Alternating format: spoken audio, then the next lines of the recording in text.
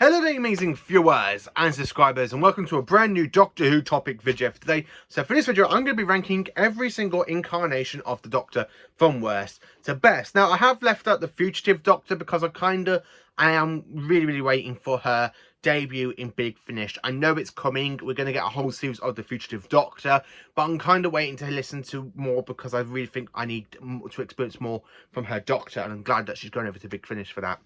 So we got 14 places, 14 places, and of course we have 15 doctors,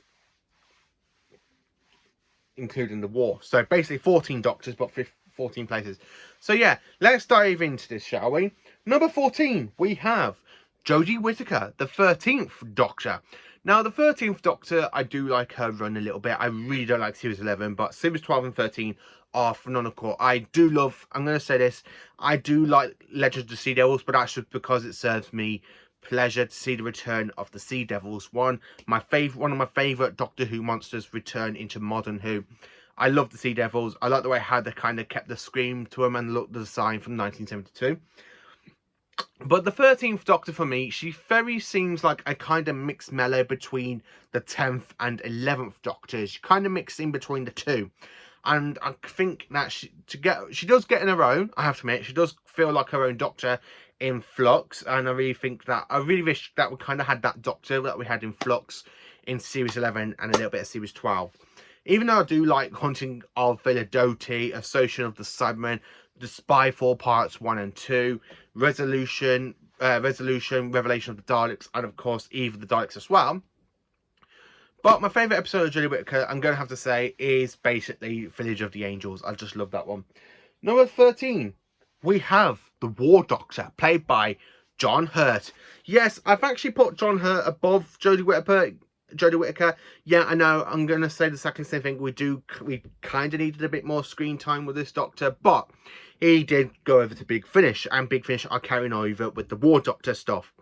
I have to admit, John Hurt gives such a fantastic performance in Big Finish. He doesn't want to be called the Doctor. He's fighting the war. He's lost the right to be the Doctor. I really do think in Day of the Doctor, he kind of mellows in, like he becomes more of a fiddle between 10 and 11, because it really does feel the 10th and 11th Doctor really do carry the Day of the Doctor, where the War Doctor's just kind of there, and it's just like, I'm just gonna watch you boys and see how my future goes. That's what it's gonna be like, okay? I kind of have to expect. I do like John Hurt's Doctor. I've only got Only the Monstrous and Casualties of War, so I really do need to dive in more to the Big Finish side for the War Doctor, so probably a bit higher. Number 12. Now, this one's probably going to surprise people. I've actually put the 10th Doctor into 12th place. Now, why, you probably wondering? I really don't like Series 2. I really don't like the whole lovey-dovey stuff between 10 and Rose. But saying that, when you watch Series 3 again, and you watch Series 4, and the specials, and Big Finish for the multi-Doctor stories. Now, I am a sucker for multi-Doctor stories. So when you kind of hear that the 10th Doctor, with my all-time favourite incarnation of the Doctor, the 4th Doctor, played by Tom Baker, and as well as Peter Davison, and of course, Colin Baker.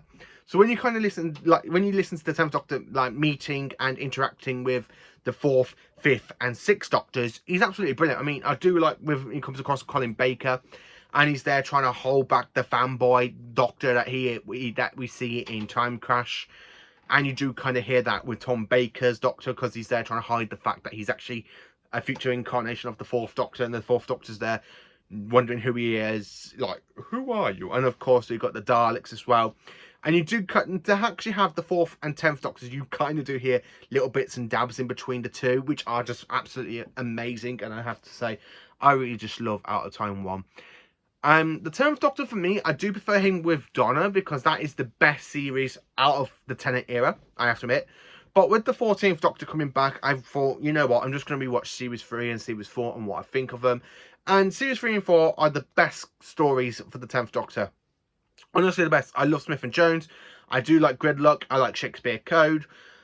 I'm going to say this. The weak episodes of Series 3 is definitely Daleks in My Hand, Evolution of the Daleks, and The Lazarus Experiment. But when you get to 42, and of course, the absolutely amazing Human Nature and Family of Blood, Blink is absolutely quite good. And then, of course, your Tribute Sound of Drums and Last of Time Lords. That's absolutely brilliant. So the only thing I'm going to have to say about Series 3, there's only 3 episodes that are complete and utter duds. But the rest of the series is absolutely amazing. And Series 3 has actually grown on me quite a bit over the last year. I mean, since The Power of the Doctor aired, I have actually rewatched Series 3 and Series 4 quite a bit. And I have to admit, the 10th Doctor has actually grown on me, and he's actually moved into 12th place instead of being right at the bottom. And of course, thanks to Big Finish, I really prefer the 10th Doctor, David Tennant with Freema Yeoman and of course Catherine Tate than I do with Billie Piper. I am sorry to say that. Number 11, we have the First Doctor, played by William Hartnell. Yes, the First Doctor, for me, he does have a good character growth, because from going that old grumpy old man who's actually about to bash somebody's head in with this rock, and he does mellow by the time we get to his regeneration, I kind of have to say, with the First Doctor's era really having so many stories missing and not even being animated, apart from a couple, like, say, for stories that have actually had bits of animation, and we've only had one story full of animation, which is Galaxy 4, the First Doctor's era is kind of a missing link. We kind of need more from Series 3 to be animated, and we do need Season 4 animated as well for Troughton. But since then, Hartnell's Doctor has really grown in the world's population, I think. I do like people cosplay. I mean, I love David Bradley as the First Doctor. I really think it's amazing. I'm looking forward to meeting him. That's a new picture, by the way. And I've got that from Real today. Real. I absolutely have to admit, I do like the First Doctor. He's absolutely brilliantly and amazing. But I would have put him a bit higher, but I kind of want to experience a bit more from the First Doctor. I really do kind of... I have listened to quite a few of them. I've got one target book from Season 3. But I just kind of want more. So my favourite season for the First Doctor is actually Season 2. I'm sorry to say that. Number 10. The Fifth Doctor. Now, the reason I've had to put Peter Davison into 10th place is because he's not bad. I mean, Jodie Whittaker is basically the modern version of the Fifth Doctor. But the Fifth Doctor does have some unique stories in his run, like Castrovalva, The Visitation, Earthshock, The Five Doctors, Resurrection of Daleks, Planet of Fire, and The Caves of Androzani, which are the 6 best stories in Davison's run. Out of all of his other stories, like where you got Fort of Doomsday, you got Kinder, then of course you have Black Orchid for season 19, and then of course after that you got Time Flight, and then you got Arc of Infinity, which is kind of good, kind of bad. I do like Arc of Infinity a lot more than other Davison stories. Snake Dance, I prefer Snake Dance over more than Kinder. Snake Dance, for me, is absolutely a lot better than actual Kinder. The Black Garden Trilogy, absolutely amazing. I do like the Black Garden Trilogy. King's Demons, a pile of rubbish. I just don't really care for King's Demons. Voice of the Deep is a lot better than King's Demons, but I don't know why. I can see why people have some issues with it, but I don't. And of course, we have The Awakening and Frontiers. The Fifth Doctor is very much a younger First Doctor, because I do see echoes of the First Doctor in season 19, when you kind of see the Fifth Doctor basically, when he's like kicking off at Tegan or Adric and he's telling him off, I really do see echoes of the First Doctor in him, which I think is kind of cool, because I do like the way how other Doctors are echoed in the current Doctor. I have to admit, I really see Hartnell with the Fifth Doctor a lot more than I do see Troughton, Pertwee or Tom Baker. So I do kind of see that, and I do have to admit, I do like that about the Fifth Doctor, and yeah, he actually has grown on me quite a lot. I did used to like him a lot until I've started rewatching a lot of other Doctors eras, and I'm like, yeah, you know what, some Doctors do deserve to be a bit higher, don't they? I'm sorry to say that. So, in number 9, 9th place, we have the 9th Doctor, played by Christopher Eccleston, my third favourite modern Doctor. Eccleston is the man that brought Doctor Who back. If he didn't, Doctor Who wouldn't be on the air right now. And we definitely would not be celebrating the 60th anniversary, would we? I have to admit, I do like the 9th Doctor. He's absolutely brilliantly. He's done amazingly. I love his Big Finish box set. Even though I've got like 3 full-on box sets, I haven't really picked up the others yet. I'm really looking forward to listening to him against the Sea Devils. That is another good one I really do want to listen to. But the 9th Doctor has really, really, really grown on me. And I do really like the 9th Doctor. He's pure amazingness. He's fantastic.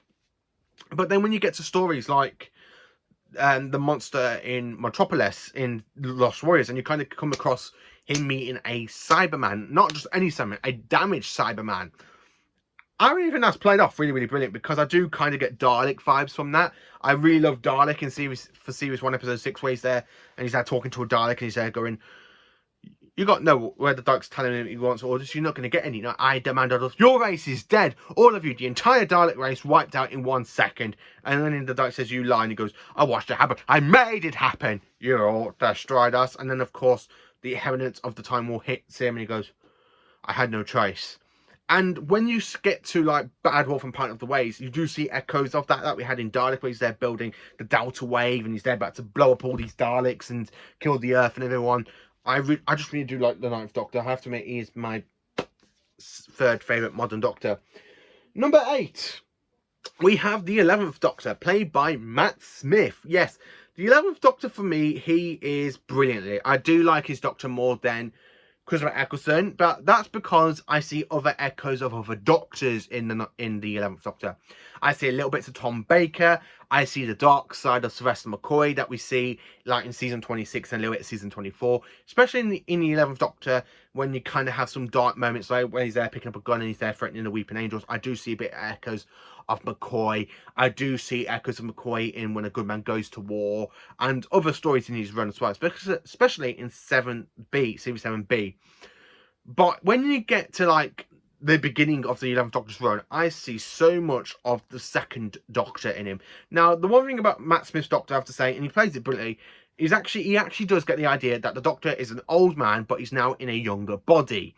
So he's got more hyper energetic. I do see a lot of the second Doctor in the 11th Doctor. I do see echoes of the 4th Doctor in him, like some little cheeky bits when he comes across Series 7, little bits of Series 5 and little bits of Series 6 and little bits of Series 7. I do see echoes of the 4th Doctor. Like, I can imagine the 4th Doctor not basically going like, you know, doing like this, you know, you're young, you know, you should be out there, you should be dancing. And she goes, down boy. And he's like, what? I do see echoes of the 2nd Doctor there. I mean, I really think Clara, the 2nd Doctor, would be a lot better than what she was with the 12th Doctor.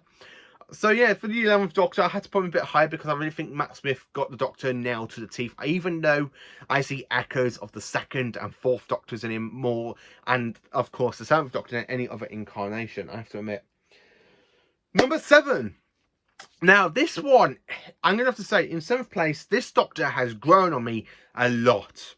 It is the 6th Doctor, played by Colin Baker. Since diving into the world of Big Finish, the 6th Doctor, flat out amazing.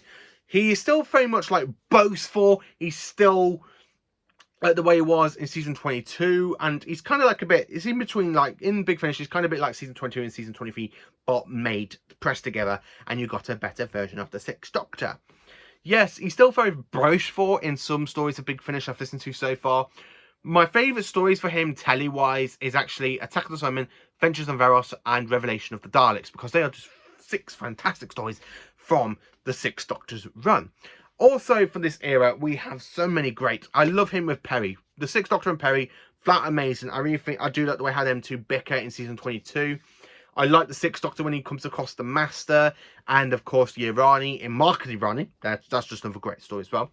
I like him with the 2nd Doctor, where they come across each other, and you kind of see the 2nd Doctor and the 6th Doctor going, snap, I come a long way for you. Really, don't think you're going to get any gratitude for it. I really like Patrick Troughton. I really do enjoy Patrick Troughton's Doctor. When you got him with Colin Baker, you can tell them both are having a great time filming that story, which is why I like the 6th Doctor. And even though he is very boastful and I can't think of any words to describe the 6th Doctor. That's the thing. I just see him as boastful. I really do like. I really do like the 6th Doctor. He's absolutely cracking. Number 6. Sorry, knocked that then. Number 6, we have the 3rd Doctor, played by Jon Pertwee. I have to admit, I physically do enjoy Jon Pertwee's Doctor quite a lot. I mean, here's the 1st Doctor to come up with the line: I reverse the polarity of the neutron flow. I reverse the polarity of the neutron flow. Reverse the polarity. I just honestly just flat out love the 3rd Doctor. He's the Doctor that easily could go and kick up somebody's ass. I mean, if you got somebody bullying you and you want a Doctor to come and help you, go and get the 3rd Doctor, because he would just literally whop them on the arses. And that's the one good thing about the 3rd Doctor I love, because he uses the Aikido. And when you see him literally use stories and he goes like, hi, like that. I just absolutely love the way the 3rd Doctor goes, hi, like that. And he flips him over his shoulder and all that lot. It's absolutely brilliant, and I really do love the 3rd Doctor. He's absolutely cracking. Number 5 is, of course, the 8th Doctor, played by Paul McGann. And this is thanks to the help of my very, very good friend, Big Finish Productions.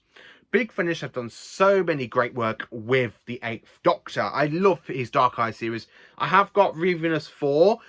There's you saw the unboxing video on Saturday. Now, the reason I got that one is because somebody's told me, I'm not going to say the name because I don't know if they want me to mention their name, but they actually told me that Revenus 4 is actually the best boxer in Revenus. I haven't really listened to any Doom Collection. He says, before I start Doom Collection, I do kind of want to dive in to Revus, because it has the fantastic multi-master story where you kind of have Eric Roberts, Derek Jacobi, Michelle Gormless, and Jeffrey Beavers as Incarnation the Master meeting the 8th Doctor. And of course, Eric Roberts and the 8th Doctor did meet in the TV movie. And it does kind of explain how the 8th Doctor basically, like, the events of the TV movie, the 8th Doctor basically pushes the Master into the Eye of Harmony, and the Master explains kind of what happened there. I'm really looking forward to this and how the Master has survived from that experience. I do like Alex McQueen's Master. I just love Alex McQueen's performance. I really prefer Alex McQueen's Master with Paul McGann because I really think them two have such a great dynamic. I have to listen to him with Colin Baker, Alex McQueen. I have listened to him with Sylvester McCoy. I do kind of like the Master and the Doctor's dynamic in that multi-Master story. Number 4. Now, number four, we have my favourite modern Doctor now. And it is Peter Capaldi. If I ever get the chance to meet Peter Capaldi, I will proudly shake his hand and get him to sign series 8, 9 and 10 on every single copy. If it's over here, this copy, or the box set, or the steel books, I would absolutely get Peter Capaldi to sign everything I own of his stories, because I just love I really do enjoy the 12th Doctor a lot. He's my favourite modern Doctor. The 12th Doctor, I'm going to have to say, yes, I get why people don't like his Doctor after going from a nice young Doctor, aka Matt Smith, and then you kind of go into this old, grumpy Doctor. He does mellow, and then, of course, you do have Series 9, where it's a bit wacky and silly, where you get to Series 10, you have the mixture between 8 and 9's Doctors combined into one of the 12th Doctor, which is why I love Series 10 so much. And then, of course, I do like the only thing I have to say about the 12th Doctor, I do like his anger side to him as well. Like when you see him face the Raven, he's there threatening me, played by Maisie Williams, and he does threaten her. I really think that's quite good. Number 3, we have the 2nd Doctor, played by Patrick Troughton. I mean, come on, I've said this in other multi-Doctor stories, I love Troughton. Troughton is the template from Doctors from the word get-go. I really like his silliness. The way he is fantastic, the way he is very, very cunning. I mean, the 2nd Doctor, when you look at him, there people think, oh, he's just a fool, but he deep down, he's no longer the fool. He's using that. That's his thing. He literally pretends to be the fool, gain people like, oh yeah, he's not very serious, is he? And then the 2nd Doctor literally goes bam, straight in, stops everything that's going on, and then go back to the TARDIS with Jamie, Victoria, or Jamie and Zoe, or Jamie, Ben and Polly, and go into the TARDIS and on to the next adventure. I really do like Patrick Troughton's Doctor quite a lot. He's absolutely brilliant. He's absolutely fantastic. He's absolutely amazing. I have to admit, Patrick Troughton, if Doctor Who was going to be cancelled in 1966, we would not have had it carry on with Patrick Troughton. Patrick Troughton is absolutely amazing, and he is a template for most Doctors, and I do like that about him. Number 2, we kind of have my second favourite Doctor. My all-time second favourite Doctor. And it is Sylvester McCoy. Now, people go, how is Sylvester McCoy your second favourite Doctor? Have you not seen season 24? Well, let me tell you, season 24 isn't that bad like people make it out to be. After Time Nirani, you go to Paradise Towers, you go to Dragonfire. That's McCoy beginning to get on the very, very high note of the 7th Doctor. Season 25, flat out amazing. He's still got some of the silliness that we have in Time Nirani and little bits of Downton and the Bowman, but he has more darker moments. He literally goes and annihilates planet Skaro. He turns their sun supernova by using the Time Lord device, the Hand of Omega, to go into the Skaro sun and turn it into a supernova. This man, who people say, oh, he's very, very silly, he's not a great Doctor. Yes, he is. I mean, have you ever known any other incarnation of the Doctor to actually program a Gallifreyan device to go into a sun, turn it supernova, and destroy your greatest enemy's planet?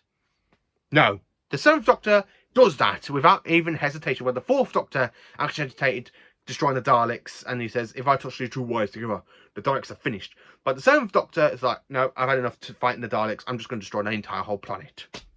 Yes. And then, of course, he does play Ace in The Curse of Fenric as well, which is why Curse of Fenric is my favourite McCoy story. Remembrance is my second favourite. I just love The Curse of Fenric. It's just an absolutely iconic story, I have to admit. And then, of course, number 1.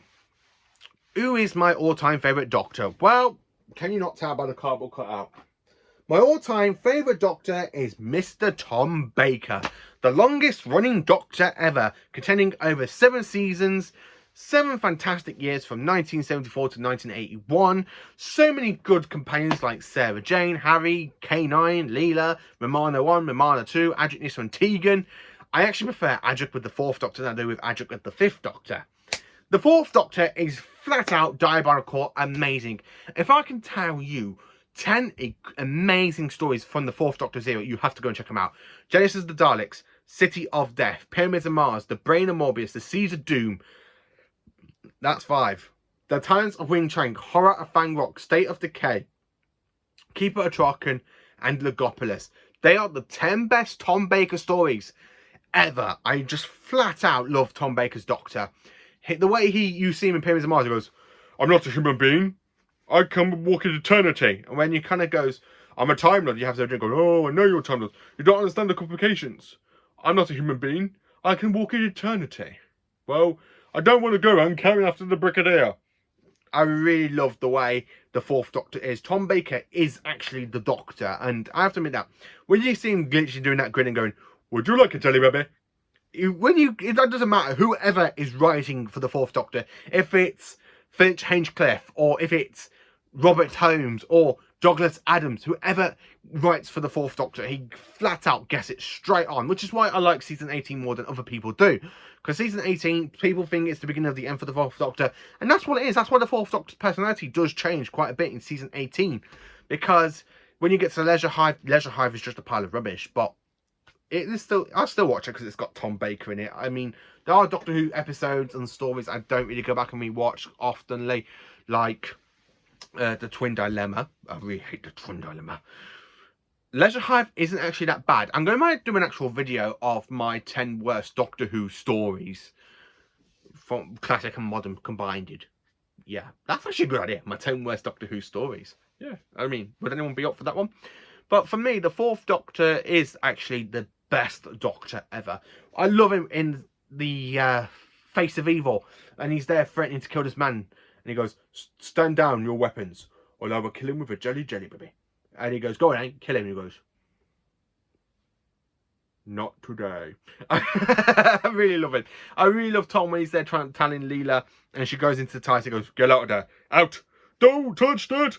Don't touch that! And I just absolutely love Tom Baker. And that is me ranking all of the Doctors worst to best. Which Doctors do you agree with me? Who is your all-time favourite Doctor? Who is your least favourite Doctor? And let me know from your worst to best which Doctors are iconic and why you love them. Now, I am sorry to say this, but I have, for leaving out the Fugitive Doctor, I kind of want to experience more from the Fugitive Doctor. I kind of want to experience a bit more. And I'm really looking forward to the 14th Doctor. Yes, I know he's played by David Tennant. But from interviews by Russell T Davies in Doctor Who magazine, the 14th Doctor has got the same personality as the 10th Doctor, but he's actually quite different. And I'm really looking forward to seeing how that's going to be. So thank you for watching. Please do like, subscribe, and share, and join for more awesome Doctor Who content. Stay tuned, you amazing viewers and subscribers.